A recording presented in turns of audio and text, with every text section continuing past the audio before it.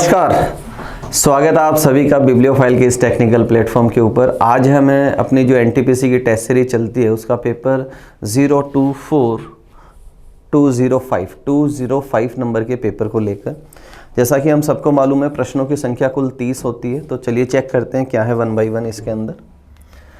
पहले सवाल की बात करें, ओड वन आउट का सवाल है और बेस्ड ऑन लेटर्स का सवाल है। तो देखो यहाँ क्या कैलकुलेशन दे रखी है उसकी हम बात करते हैं। पहले दो अक्षर जो हैं जी 10 नंबर पे आता है, जी 7 नंबर पे आता है, और दोनों की पोजीशन का अगर मैं सम करूँ तो वो कितना होता है 17, और 17 पे कौन आता है क्यू। यहाँ ए 1 पे है, बी 2 पे है, दोनों का सम करूँ तो पोजीशन किसकी आ गई सी की। यहाँ बी 2 नंबर पे आता है, सी 3 नंबर पे आता है, दोनों का सम करूँ तो क्या आता है 5, और ई कितने नंबर पे आता है 5 नंबर पे। जी 7 नंबर पे आता है, के 11 पे आता है, दोनों का सम होता है 18, एम 18 पे नहीं आता, एम किस पे आता है 13 के ऊपर।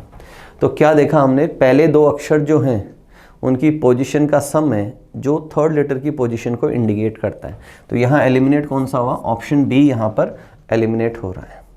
अगले सवाल की तरफ चलते हैं। Question number 2 again odd one out based on numbers का सवाल है। तो चेक करते हैं, चलिए क्या है। देखो, जब भी हम ऐसे सवाल करते हैं सबसे पहले स्क्वायर क्यूब चेक करते हैं। तो यहाँ स्क्वायर क्यूब नहीं है, 6 का स्क्वायर 36 होता है, 12 का 144 होता है। उसके बाद प्राइम नंबर हम चेक करते हैं, उसके बाद डिविजिबिलिटी चेक की जाती है, एचसीएफ चेक किया जाता है, ये सारी इनकी वेराइटीज़ होती है। तो देखो 21 और 6 दोनों का एचसीएफ क्या है 3, दोनों 3 से डिविजिबल है। यहाँ अगर मैं बात करूँ तो इन दोनों का एचसीएफ क्या है 2, दोनों 2 से डिविजिबल है। यहाँ मैं बात करूँ दोनों किससे डिविजिबल है 3, और यहाँ 11 क्या आ गया प्राइम नंबर, प्राइम नंबर आ गया, मतलब इसका एचसीएफ नहीं होगा। तो फोर्थ ऑप्शन को मैं क्या कर दूंगा यहाँ पर एलिमिनेट कर दूंगा। अगले सवाल की तरफ चलते हैं। अच्छा सवाल है ओड वन आउट का बेस्ड ऑन नंबर्स, बढ़िया लॉजिक है, नोट करना इसको आप। देखो 25 से मुझे क्या बनाना है 1037। तो क्या किया है, सबसे पहले जो नंबर है इन दोनों डिजिट्स को आपस में क्या किया मल्टीप्लाई किया, 5 2 ज़ा 10।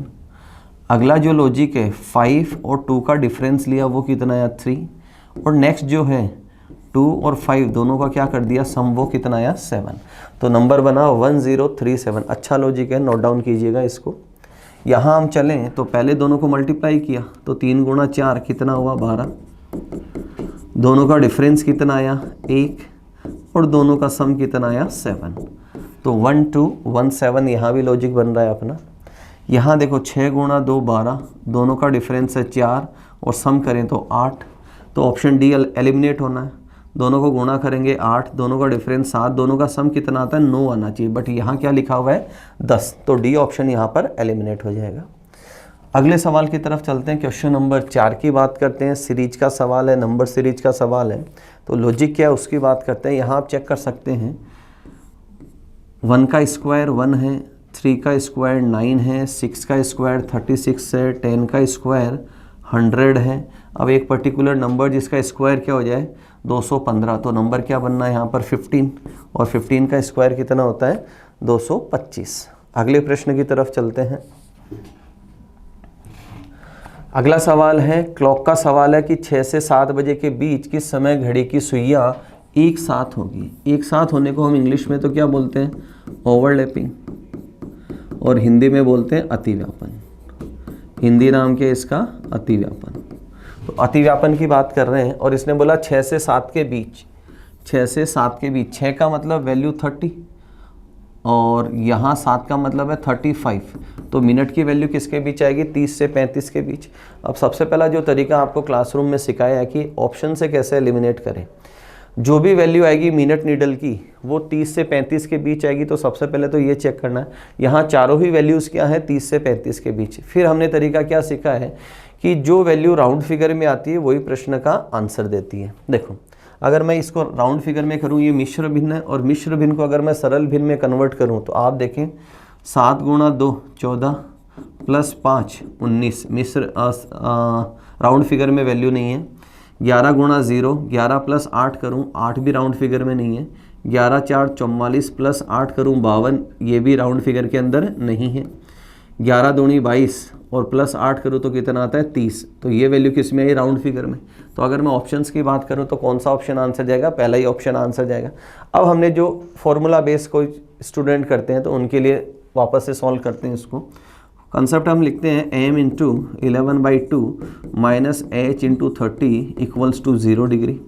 6 से 7 के बीच पूछा है तो h की वैल्यू 6 गुणा 30 कितना आ जाएगा 180, और ये 11/2 कितना हो जाएगा 2/11।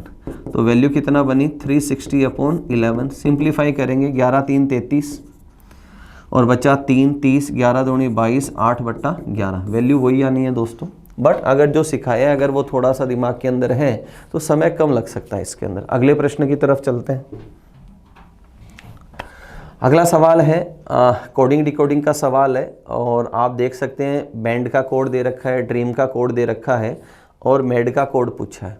तो ये फिक्स कोड का सवाल है। फिक्स कोड का कैसे कि जो मेरे से वर्ड पूछा है MADE, आप यहाँ देखें MADE सारे लेटर्स अवेलेबल है जो गिवन वर्ड्स हैं, और जो दो दे रखे हैं इसमें देखो D यहाँ है और D यहाँ है। अब दोनों का कोड अगर मैच करें तो यहाँ क्या आ रहा है @ और यहाँ स्टार्टिंग में क्या आ रहा है @ इसका मतलब हर लेटर का कोड फिक्स है यहाँ पर। तो पहले M की बात करें, M सबसे लास्ट में तो क्या आना है 8, तो चारों ऑप्शंस के अंदर है। A की बात करें बगल में 4, तो 8 4 यहाँ है, ये एलिमिनेट है, ये एलिमिनेट है, 2 ऑप्शन बच्चे अपने। फिर D की बात करें, D का @ है, यहाँ @ नहीं है, तो फर्स्ट ऑप्शन क्या चला जाएगा, राइट आंसर चला जाएगा। अगले सवाल की तरफ चलते हैं। क्वेश्चन नंबर 7 की बात करते हैं, और दे रखा है कि किसी निश्चित कोड में ऑर्गेनाइज को ये लिखा जाता है तो डेस्टाइन्ड को क्या लिखा जाएगा। लॉजिक क्या है इसके अंदर देखिएगा। जो भी हम कंसेप्ट पढ़ते हैं सबसे पहले उनकी बात करते हैं। सबसे पहला तरीका हमारा होता है पेयर ऑफ लेटर चेक करते हैं। अगला तरीका होता है हमारा फिक्स कोड का।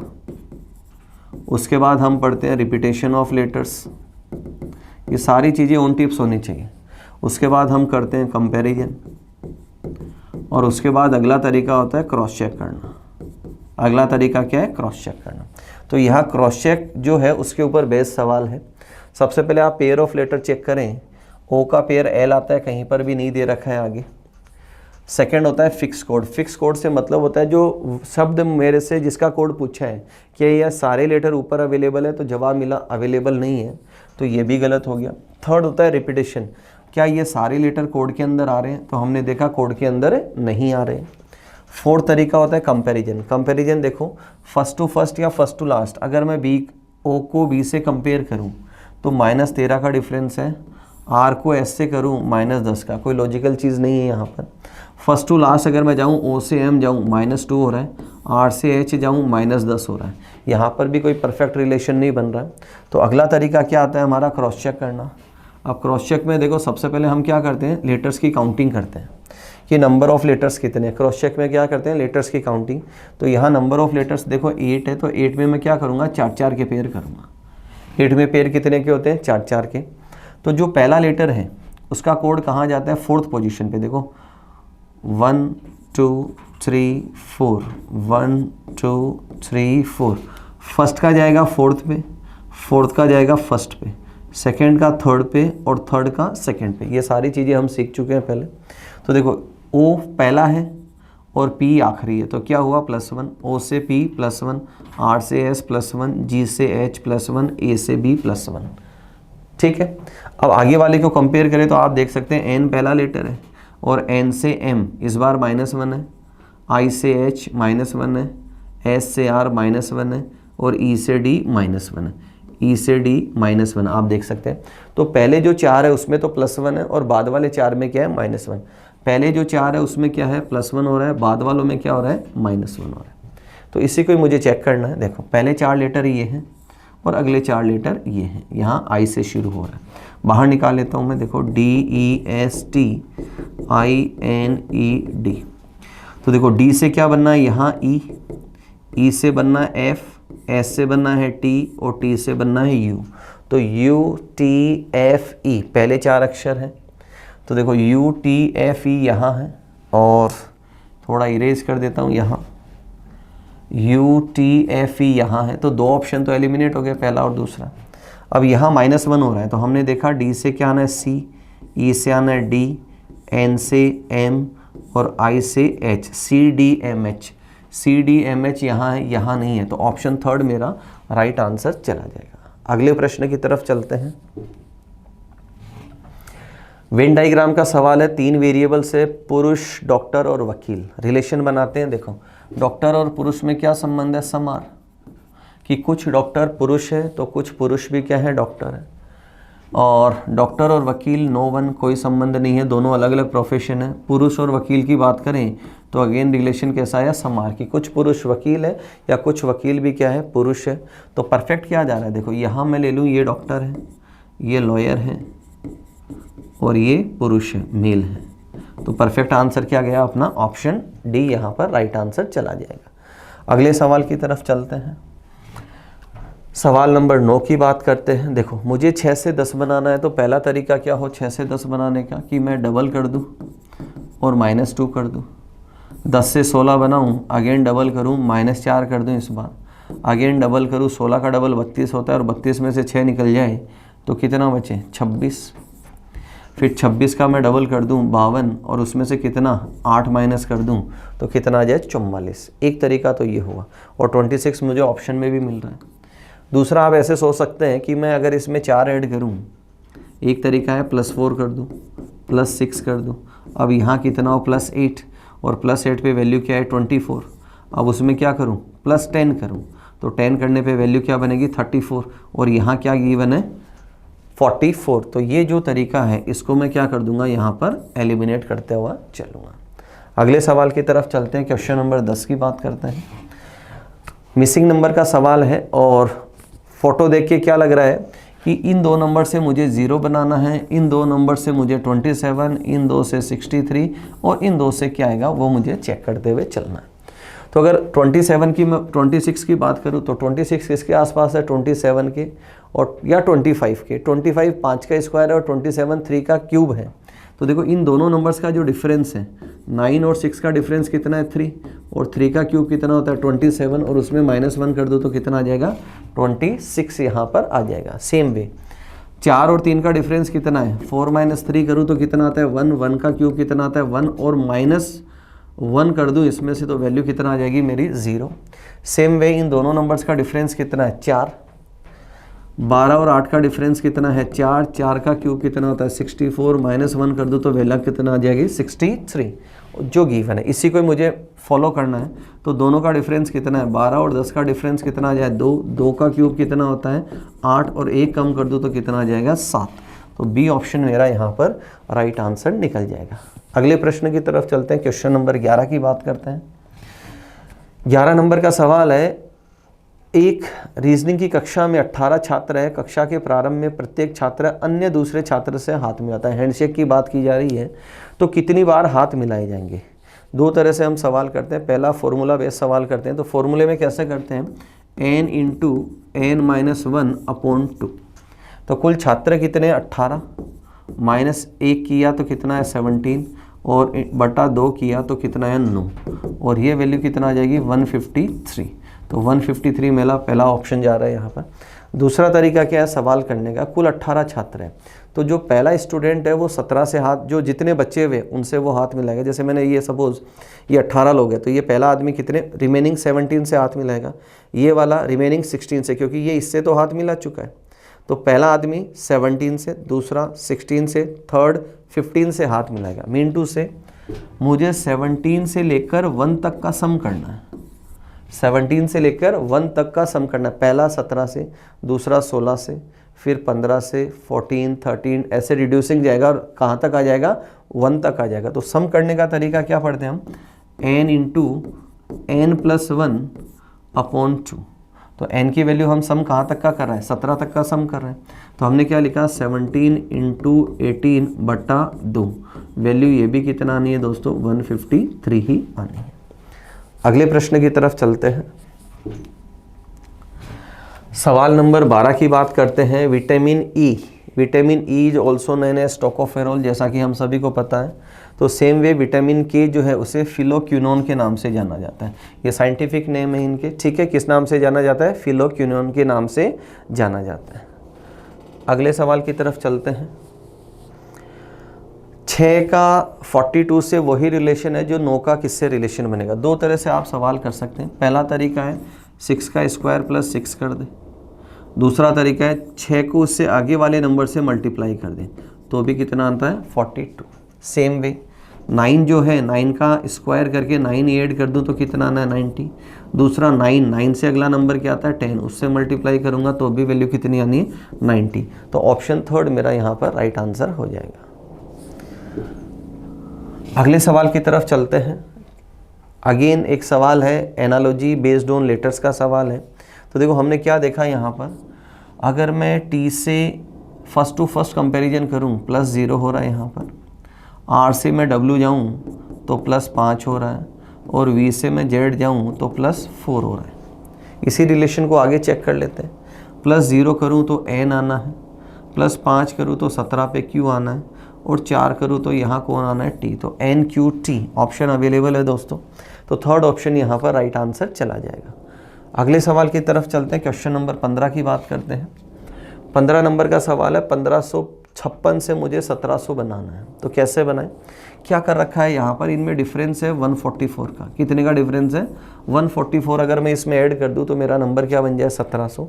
सेम वे मुझे क्या करना है, इसके अंदर भी 144 ऐड करके चलना, तो वैल्यू कितना आ जाएगी 1574। तो ऑप्शन बी मेरा यहाँ पर राइट आंसर चला जाएगा।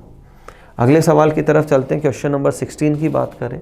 16 अगेन वेन डायग्राम का सवाल है। एक सवाल हम ऑलरेडी कर चुके हैं आज के पेपर के अंदर।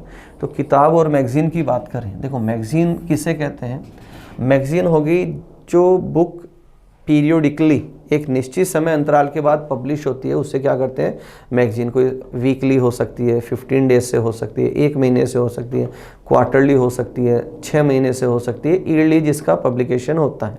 Got it. तो मैगज़ीन एक पीरियोडिकली जो बुक प्रिंट होती है उसे क्या कहते हैं मैगज़ीन। तो बुक और किताब और मैगज़ीन में कैसा रिलेशन है, समार का, कि कुछ मैगज़ीन्स जो है वो किताबों की फॉर्म में भी पढ़ी जा सकती है।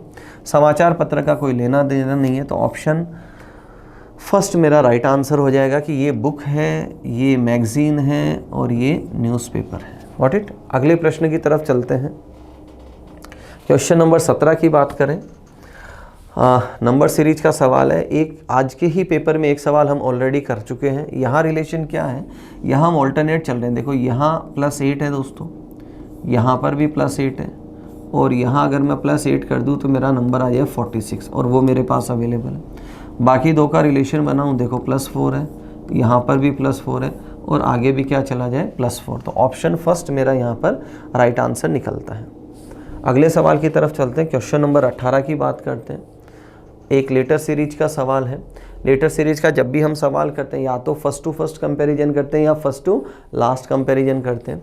फर्स्ट टू फर्स्ट कंपैरिजन से हो गया, एम को रिलेट कर रहे हैं पी से, पी को कर रहे हैं एस से, यहाँ भी +3 है, यहाँ भी +3 है, आगे भी +3 जाना है, तो लेटर क्या आ जाएगा वी। अब वी एक ही ऑप्शन में दे रखा है। एग्जाम पॉइंट ऑफ व्यू की बात करें, आगे जाने की ज़रूरत नहीं पड़ेगी यहाँ पर। सेकेंड लेटर को कंपेयर करते हैं। देखो के से एन +3, एन से क्यू अगेन +3 है, और क्यू से +3 करूँ तो टी जाना है यहाँ पर। थर्ड को करूँ जे से एम +3 है, एम से पी +3 है, पी से आगे जाऊँ तो क्या आना है एस, और वो गिवन है। तो फोर्थ ऑप्शन यहाँ परफेक्ट आंसर जा रहा है। अगले सवाल की तरफ चलते हैं। क्वेश्चन नंबर 19 की बात करते हैं। नंबर पजल का सवाल है। अच्छा लॉजिक है, समझना इस सवाल को भी। 2 और 3 से मुझे क्या बनाना है 71 बनाना है। तो ये क्या किया जा रहा है, यहाँ जो पहला नंबर है उसका तो क्यूब कर रहे हैं, और दूसरे नंबर का क्या कर रहे हैं स्क्वायर। तो 2 का क्यूब कितना होता है 8, और 3 का स्क्वायर कितना होता है 9, दोनों का सम होता है 17। और 17 को क्या किया है, दोनों जो डिजिट्स है उसको इंटरचेंज कर दिया, तो क्या बन गया 71 बन गया। यहाँ बात करते हैं, पहला नंबर का क्यूब है, दूसरे नंबर का स्क्वायर है, तो पहला हुआ 125 और दूसरा हुआ 49। अगर मैं इनका सम करूँ तो ये वैल्यू कितनी आती है 174, और इसको राइट टू लेफ्ट लिख दिया तो 471 बन गया। यहाँ यही मेथड यहाँ लगाना है। यहाँ क्यूब है और यहाँ स्क्वायर है, तो ये क्यूब है 64 और स्क्वायर भी कितना है 64, तो सम कितना है 128, और इसको राइट टू लेफ्ट लिखूंगा तो क्या लिखा जाएगा 821। तो थर्ड ऑप्शन मेरा यहाँ पर राइट आंसर चला जाएगा। अगले प्रश्न की तरफ चलते हैं। क्वेश्चन नंबर 20 की बात करते हैं। इंट्रोड्यूस शब्द को अंग्रेजी वर्णमाला क्रम में रखा जाए, तो सबसे पहले क्या करना है, इसको अल्फ़ाबेटिकल ऑर्डर में अरेंज करना है। तो सबसे पहला लेटर कौन सा आना है, सी डी ई, तो हमने लिखा सी डी ई। उसके बाद दे रखा है आई को ले सकता हूँ मैं, आई है, और उसके बाद हम ले सकते हैं एन को, यहाँ लिया एन, उसके बाद ले सकते हैं ओ, फिर ले सकते हैं आर, टी और यू, इनको अरेंज कर दिया। अब सवाल हमसे क्या पूछा है, लेफ्ट से पहले स्वर के लेफ्ट, तो लेफ्ट से पहला वोवल क्या है, ई, और इसके लेफ्ट कौन है, डी। तो इसने पूछा है लेफ्ट से पहले वोवल के लेफ्ट कौन सा अक्षर है, तो डी, तो थर्ड ऑप्शन मेरा यहाँ पर राइट आंसर चला जाएगा। अगले सवाल की तरफ चलते हैं, क्वेश्चन नंबर 21 की बात करते हैं। फिक्स कोड का सवाल दिखाई दे रहा है दोस्तों, क्यों, क्योंकि ये जो सवाल पूछा है मेरे से, जिस शब्द का कोड इंडिया, ये सारे लेटर ऊपर अवेलेबल है। तो सबसे पहले मैं बात करूं आई, तो आई का कोड क्या जाएगा, 6 यहाँ से, तो 6 यहाँ है, यहाँ है, यहाँ है। फिर है एन, एन का कोड है 3, तो ये ऑप्शन एलिमिनेट हो गया, 6 3 6 3। उसके बाद 5 5 सेम है, 6 6 सेम है, तो मैं सीधा क्या करता हूँ, ऑप्शन से सवाल को करता हूँ। ए का कोड क्या आएगा, 8, ए का कोड क्या आएगा, 8, तो थर्ड ऑप्शन मेरा यहाँ पर राइट आंसर चला जाएगा। अगले प्रश्न की तरफ चलते हैं, क्वेश्चन नंबर 22, 22 नंबर की बात करते हैं। हमसे पूछा है टोटल ट्राइंगल्स कितने होंगे, तो सबसे पहले क्या करते हैं, इसको 2 हिस्सों में बांटते हैं। ये जो वर्टिकल लाइन है, यहाँ से 2 हिस्सों में बांटते हैं। ये वाला जो है हिस्सा, इसमें 3 ट्राइंगल्स हैं। 1 करने का तरीका क्या है, 1 2 1 + 2, 2 डबल है, 2 सिंगल सिंगल के हैं और 1 कंबाइंड करने पे बनता है। ये वाला जो पोर्शन है, ये सारे फिगर्स हमने डायरेक्ट याद कर रखे हैं। इसमें नंबर ऑफ ट्राइंगल्स कितने, 12 है। नंबर ऑफ ट्राइंगल्स कितने, 12 है। कैसे गिनते हैं उसकी बात करते हैं। इस हिस्से में सबसे पहले मैं सिंगल सिंगल लेके चलूँ, देखो 1 2 3 4 5 6, प्लस डबल डबल की बात करूँ तो देखो एक तो इन दोनों से बनता है, एक इन दोनों से बनता है, +2 किया।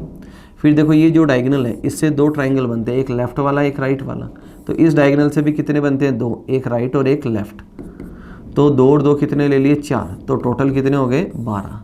तो राइट वाले हिस्से में 12, लेफ्ट वाले में कितने, 3, तो 12 और 3 कितने हो गए, 15। अब मुझे क्या करना है, इन दोनों को क्या करना है, कंबाइंड करके चलना है।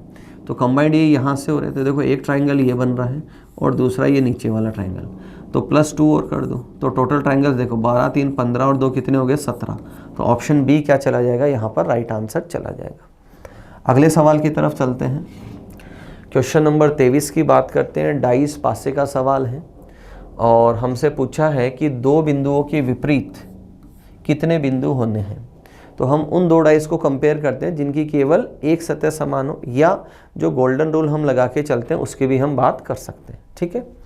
तो यहाँ देखो, अगर मैं इन दोनों को कंपेयर करूँ तो यहाँ 6 डॉट्स यहाँ है, 6 यहाँ है, 4 नहीं है, 2 भी नहीं है, तो मैं एक सतह समान है, और एक सतह जब भी समान होती है तो उससे क्या करते हैं, हम नंबर्स को क्लॉकवाइज अरेंज करते हैं।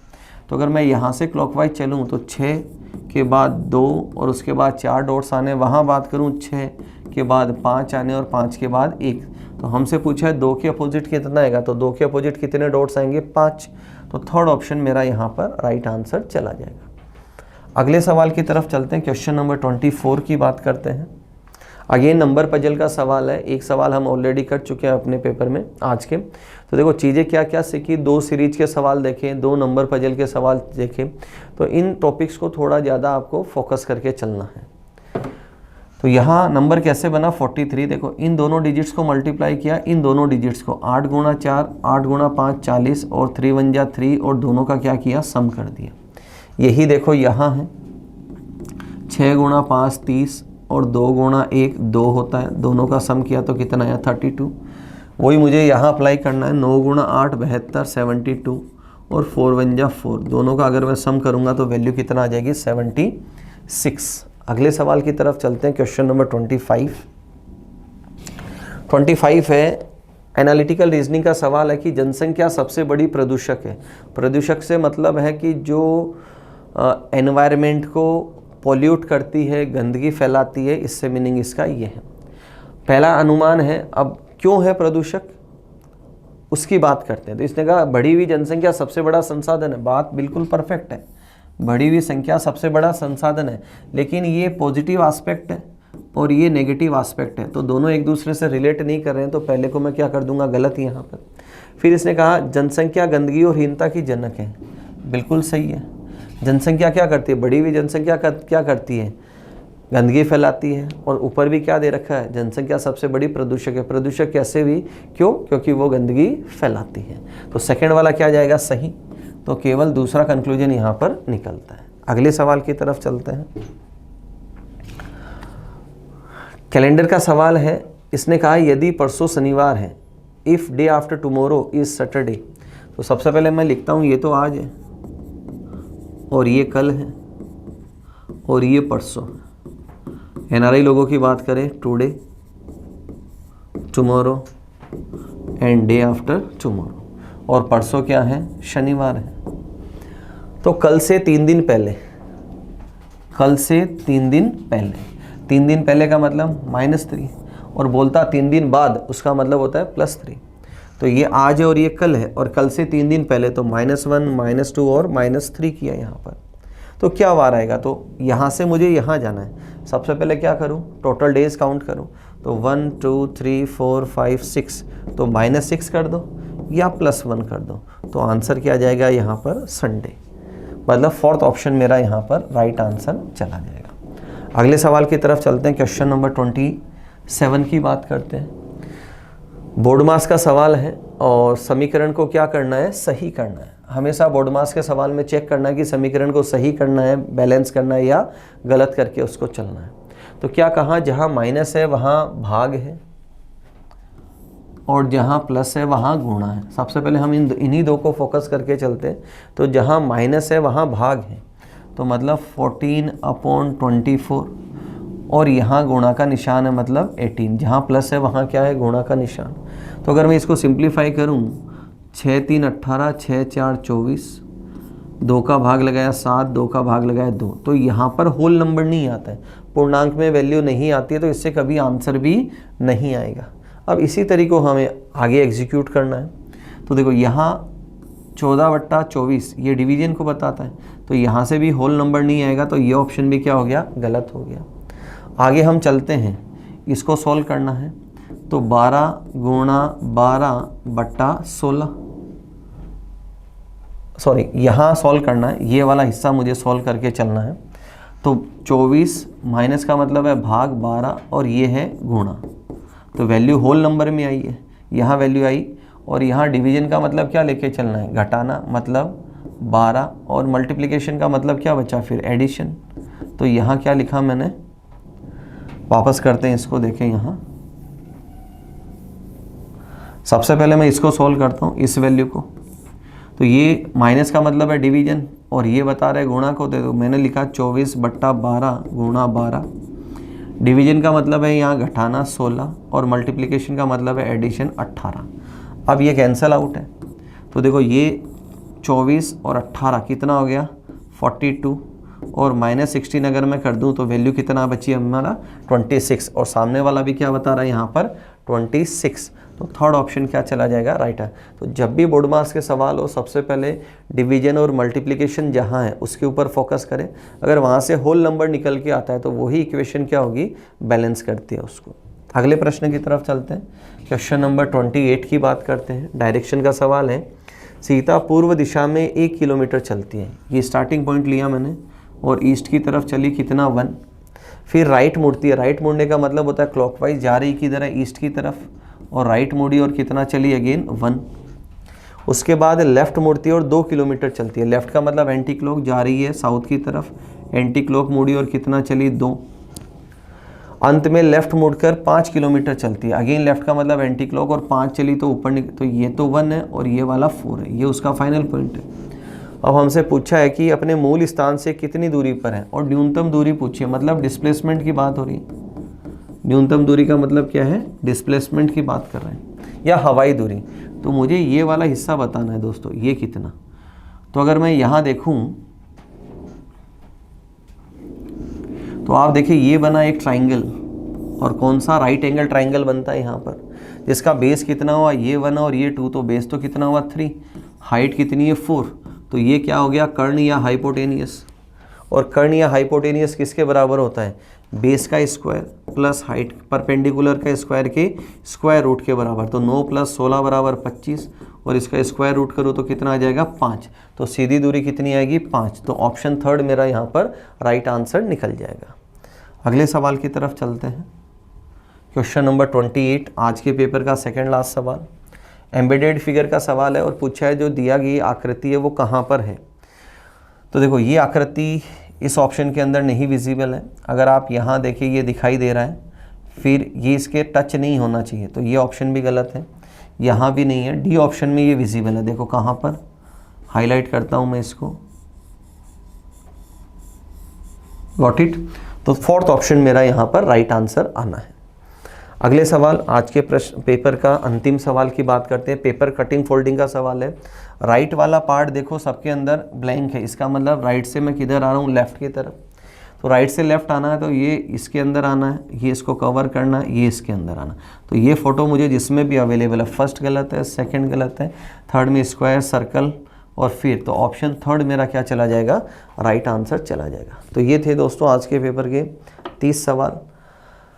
कुछ इंटरेस्टिंग इसके अंदर थे लॉजिक्स, उनको सेपरेटली नोट करें। नेक्स्ट वीडियो में फिर मिलते हैं अगले पेपर के 30 सवालों के साथ। तब तक अपना ध्यान रखें और मुस्कुराते रहें। Thank you.